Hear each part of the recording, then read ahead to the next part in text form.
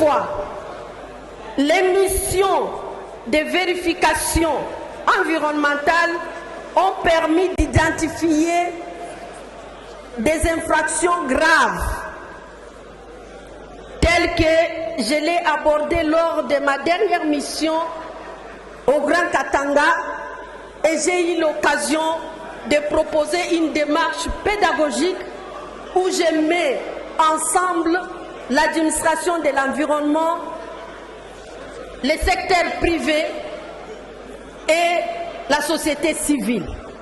Je crois qu'en tant qu'élu du peuple, vous m'aviez suivi et nous sommes en train de mettre en place des dispositions pour gérer de manière durable cette question qui n'a que trop duré.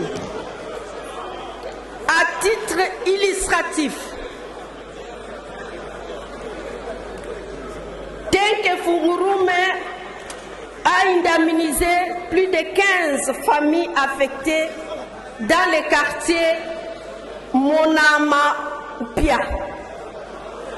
Roachi Mining procède actuellement à l'identification des victimes pour l'indemnisation.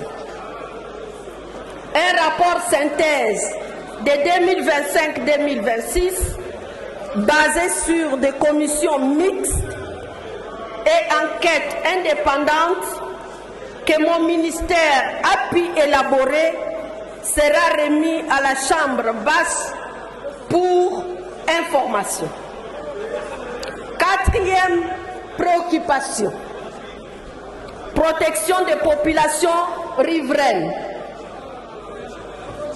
De ce point de vue, la protection des populations vivant à proximité des sites miniers repose sur une combinaison de mesures réglementaires, techniques, sanitaires et sociales qui sont actuellement en cours d'élaboration sur instruction de la Première ministre chef du gouvernement, consécutivement à la décision prise à la 80e réunion du Conseil des ministres.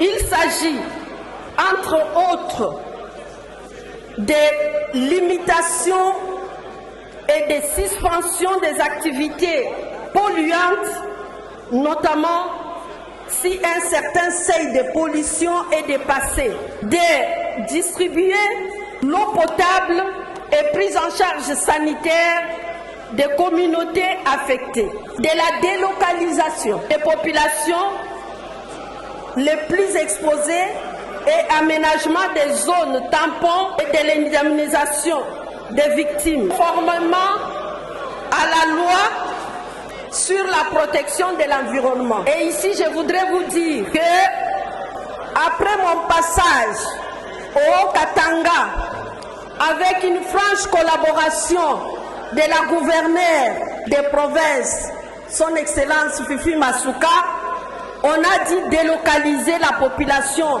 de Roachi Mining à cause des pollutions.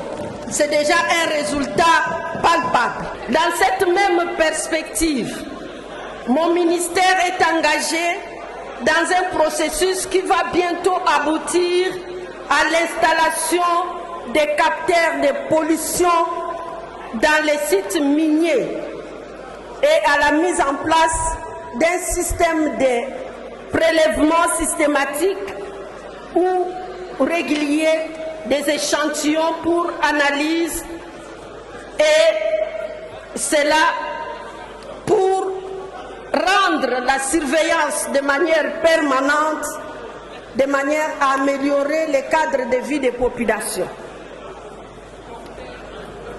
Cinquième préoccupation, harmonisation institutionnelle. Comme dit plus haut, il est nécessaire d'harmoniser les rôles sectoriels dans les règlements miniers pour promouvoir la collaboration entre le ministère de l'Environnement, du Développement durable et de la nouvelle économie du climat et celui des mines, ainsi qu'entre agences congolaises de l'environnement et la direction de la police minière. Cela est urgent et permettra 1. La mise en place d'un système permanent de la surveillance du secteur minier.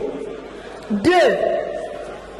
La protection des risques et le suivi régulier des impacts environnementaux et sanitaires. 3. La publication périodique des résultats accessibles à tous les citoyens.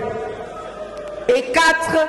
La création des tribunaux spécialisés en environnement afin de rendre des sanctions effectives. Honorable Président de l'Assemblée nationale, honorables membres du bureau, honorables députés nationaux, représentants du peuple souverain, tels sont les rapports que je voudrais vous présenter et ça constitue des réponses aux 5 préoccupations soulevées par l'honorable Éric Tchikouma.